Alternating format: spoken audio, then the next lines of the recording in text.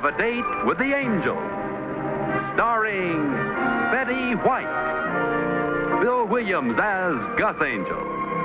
Presented by the Plymouth Dealers of America, who proudly sell and service the beautiful new Plymouth for 1957. The time? 8 months after Vicki and Gus Angel were married. The plot? Wait till the Atomic Energy Commission hears about this. The characters? They have their own fallout. Gus, lemonade.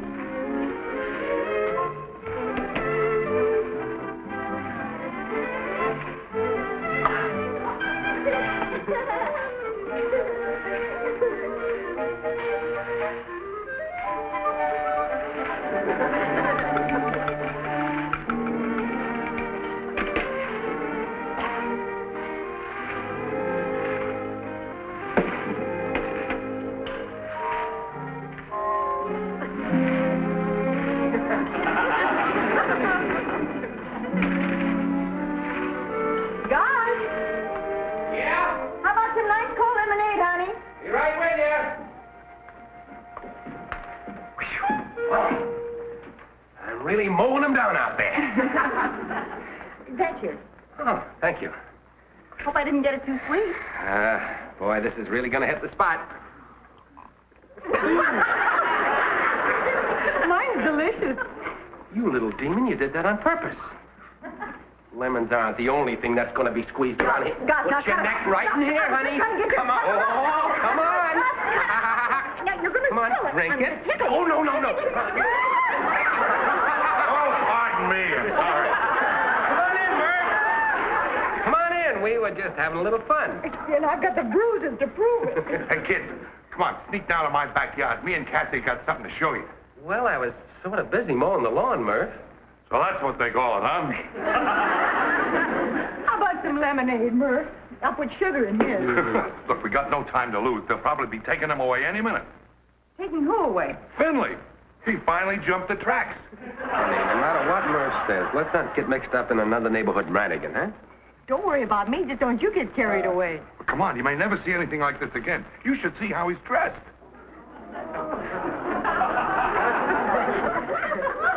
Okay, Murph, but remember, we're not going to sign anything, and we're not going to join anything, and we're not going to get mixed up in anything. What's he doing? I can't describe it. You just have to see for yourself. Come on, before it's too late. Let's go. I like the way you held out, honey. What happened, Lola? Did he quit? Oh, no, he'll be back. Last time I nearly blew a gasket. I think we ought to be doing this. I feel like Mata Hari. Me too, honey. Let's skip it, huh? Oh, stick around. This you can't miss. Stop.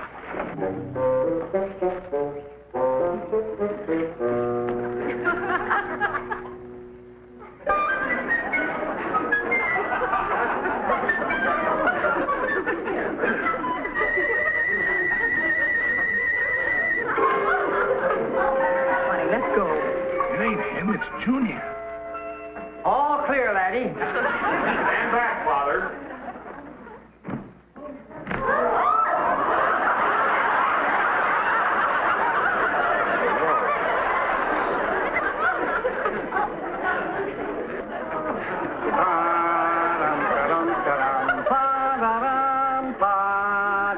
Father, if you can't follow the music, stay out of it. I don't hear any music. We're assuming it, Father. You assume what you want. I assume it's Swanee River. Well, it is Nit Charnovsky's third concerto. In that case, you are out of step. Spider.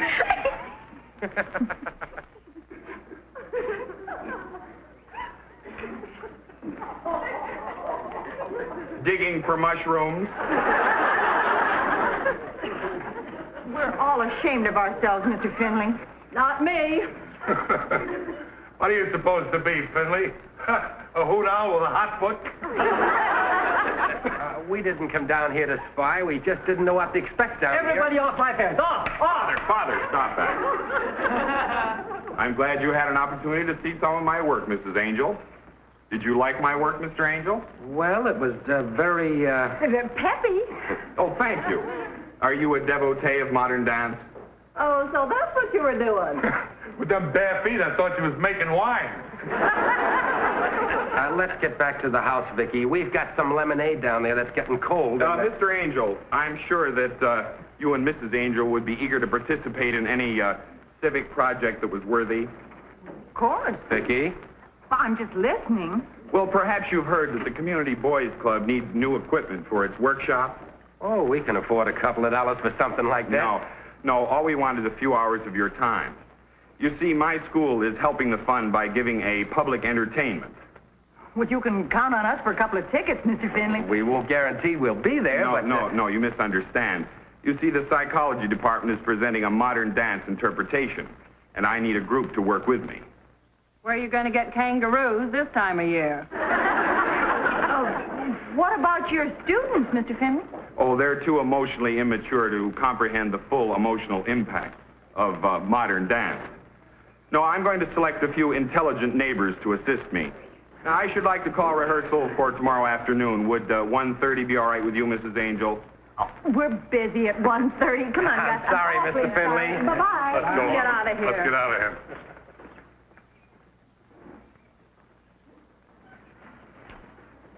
Father, Mrs. Angel is busy at 1:30.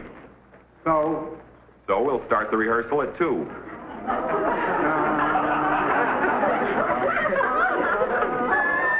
My problem is what to do with myself while George is in New York for 3 weeks. Oh, what a familiar sight. You can wake up now, sweetheart. The dishes are done.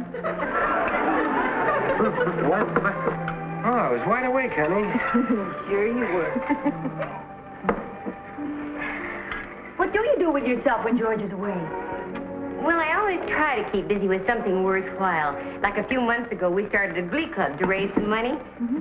Would you believe it, Vicki? I was the only one who showed up for rehearsal. No. People are willing to buy tickets or give money, but they won't give 5 minutes of their time. Isn't that the truth? You should have called me. I can't sing, but I could have turned the sheet music. Here you go, sweetheart. Here you are. Got a good grip on it?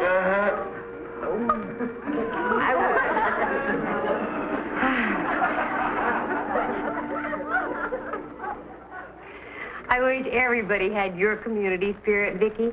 You should hear the obvious fibs people tell to try and get out of giving up a few hours of their time.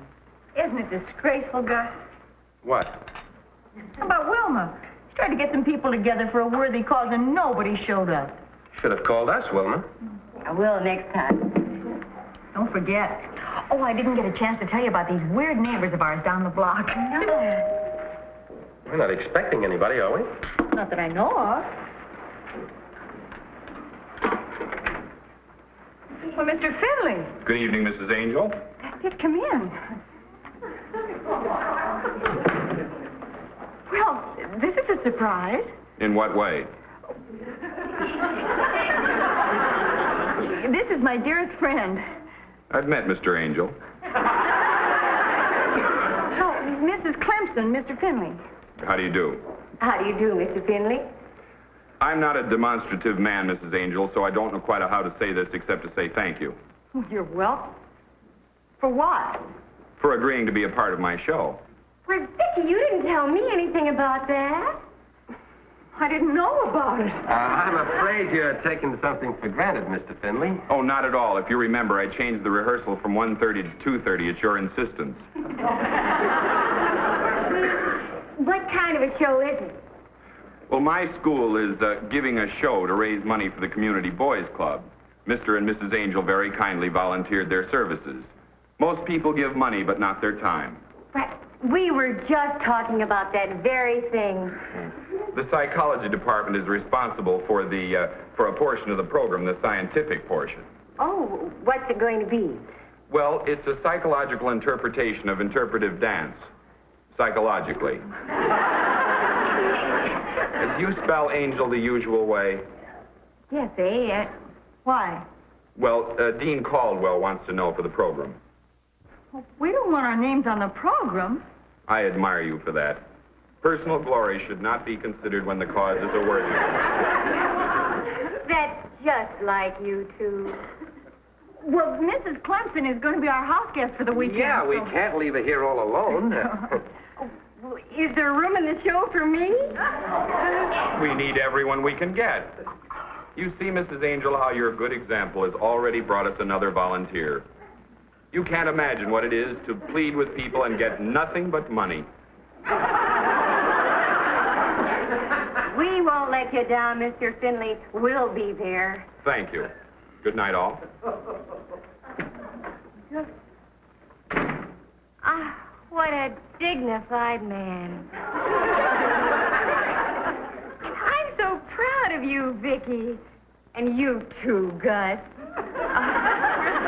I think I'll go and unpack.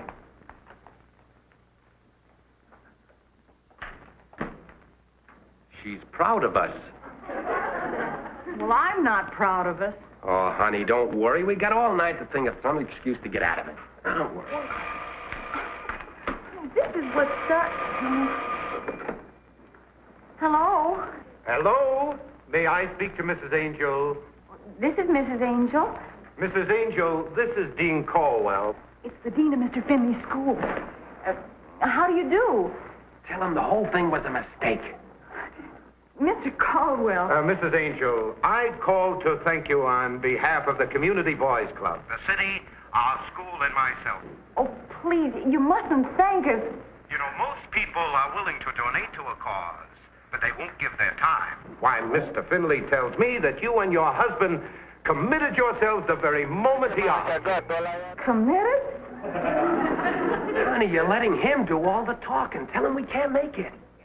Mr. Caldwell. You know, human nature is a very funny thing, Mrs. Angel. Why, would you believe that some people, after they allow our various directors to count on them, actually try to back out?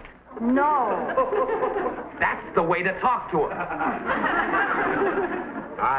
I realize, Mrs. Angel, this doesn't apply in your case. Oh, incidentally, I hope that Angel is spelled in the usual way. We don't want to be on the program. Thank goodness. Oh, well, this isn't for the program. You see, I've taken the liberty of releasing your name to the newspapers. Newspapers? Well, it's the least we could do. We're still looking for people, you know, and a good example set by decent, unselfish citizens like you and your husband might inspire others to join us. Well, we have a friend who's decided to be in it, too. That's splendid. And once again, I wish to thank you on behalf of a very, very grateful community. Goodbye. You're welcome. I mean, goodbye. You didn't talk him out of it, did you? Gus, we have everything but a contract.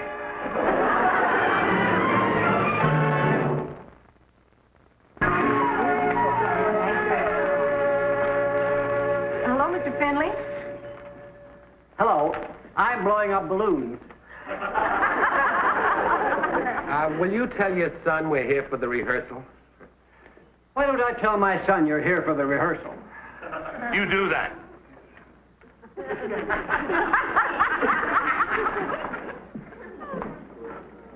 You see what I mean, Wilma? These Finleys are too weird to do anything sensible.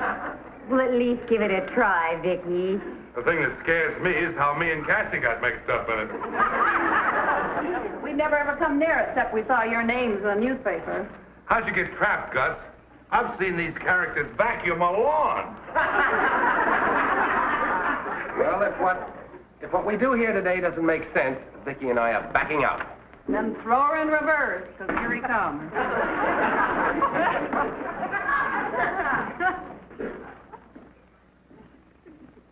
Thank you for being prompt. Now, we have a great deal to do, and I'll tell you what's on my mind. I know what's on your mind, and it isn't commercial.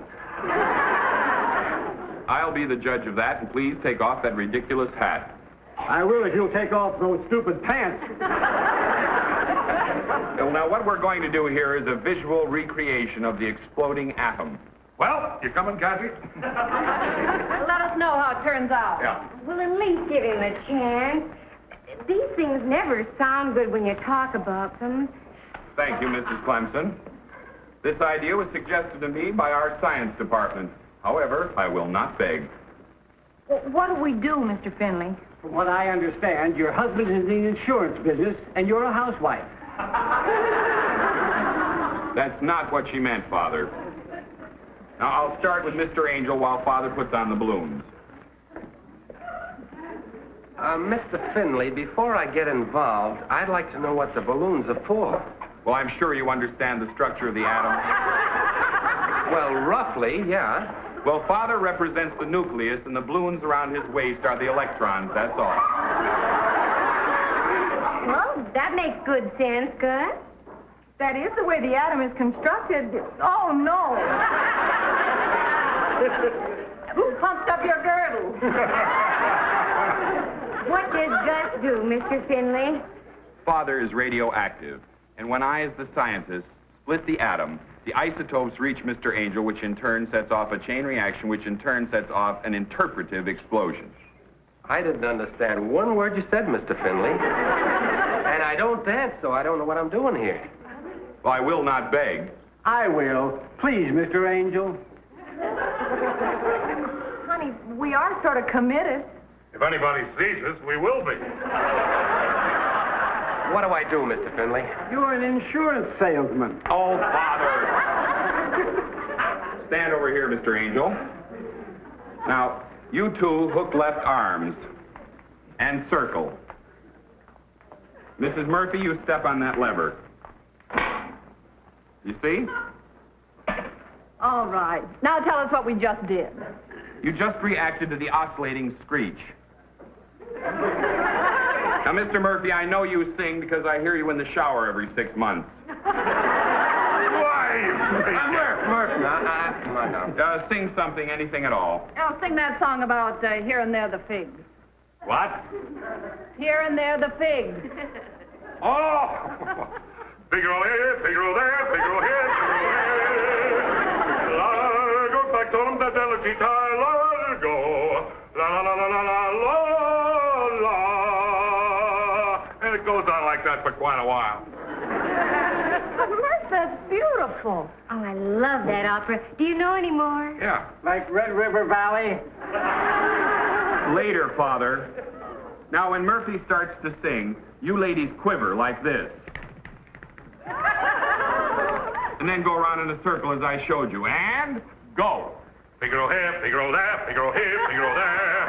La, la, la, la, la, la, la, la, la,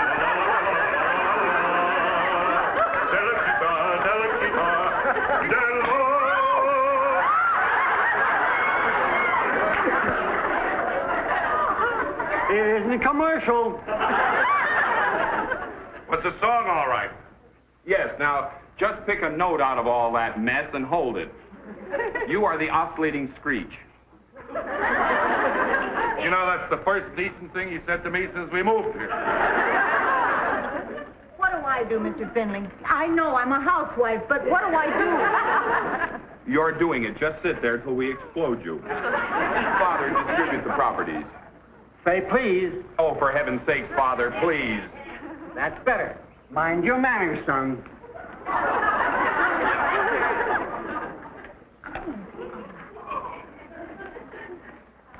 This goes in the teeth. And you hold this. What for? So it won't fall. Now, Mr. Murphy, assume an L shape. Oh, no, you don't.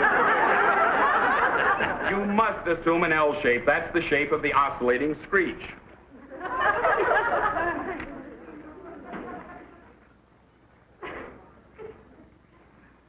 Now, when I, as the scientist...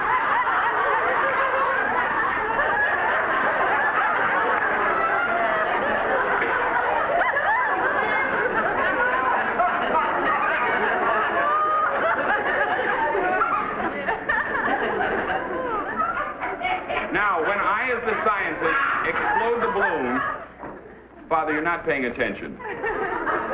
When I, as the scientist, explode the balloon, the atom, the chain reaction will begin. 5, 4, 3, 2... Hey, wait a minute. You didn't tell us what we have to do. Your reactions will be instinctive. You'll know what to do. 5, 5, 4, 3, 2... Hey, why doesn't Wilma have a lever like mine? Because you're the electron. Now let's have no more interruptions. Say please.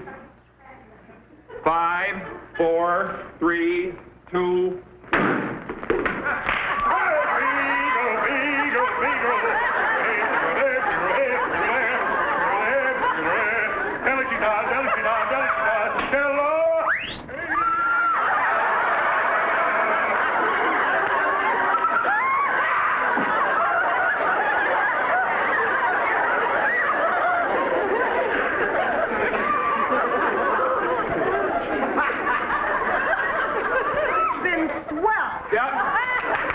Maintain positions, please. Vicki, these things never look good the first time. Hot Gus. One more. Now, let's start the thing again in reverse. With the explosion at this end. Yeah. You mean backwards?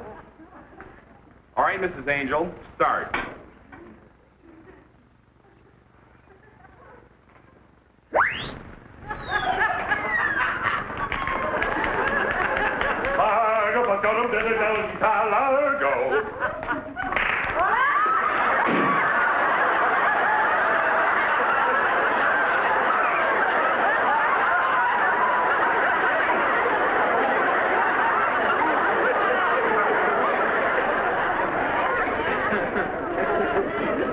What's the idea, Father? I believe the idea was to show a chain reaction with the heliotrope. I don't mean that. Can we go now, Mr. Finley? No, now, please maintain positions. Dean Caldwell will be here any minute, and I want to think.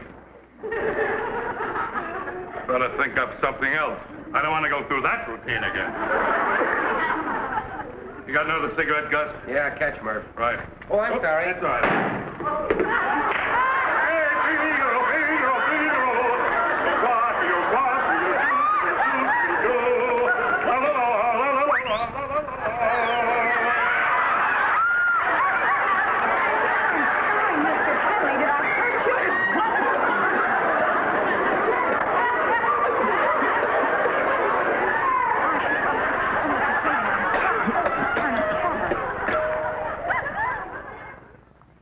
If that's the dean, tell him it isn't commercial. You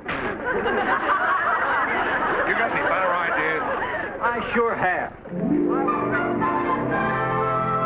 I'm afraid I don't understand, Mr. Findlay. What do you mean your atomic reactor blew up in your face? That was just a figure of speech, Dean Caldwell. I'm afraid that my group will not be ready for the show. Well, they couldn't be any worse than the others I've seen this afternoon.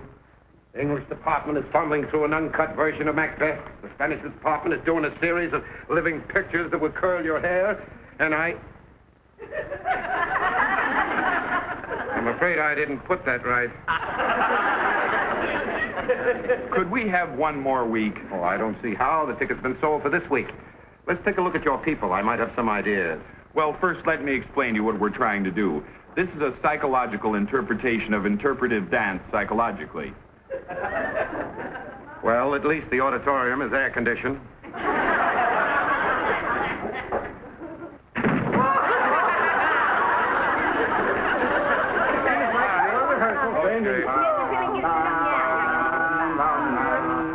One, two, now.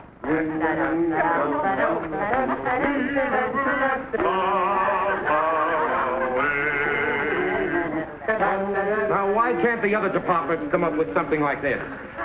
Like that? You have me worried with all that psychological malarkey. Why, this is just great, Finley. What do you do? I'm the assistant director. Get down at the end of the line, Levy. All right, all together now. One, two, now.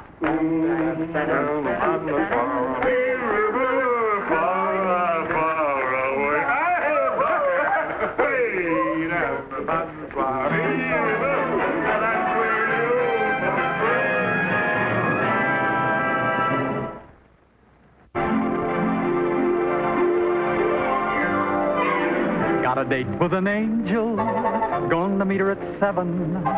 Got a date with an angel, and I'm on my way to heaven.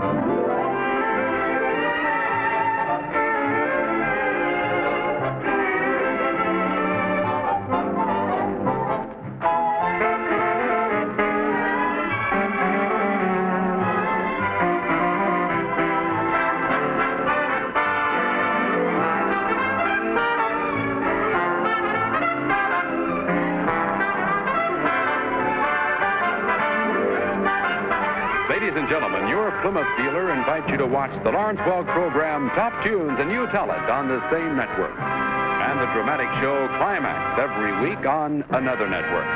Tom Kennedy speaking. Good night, everybody.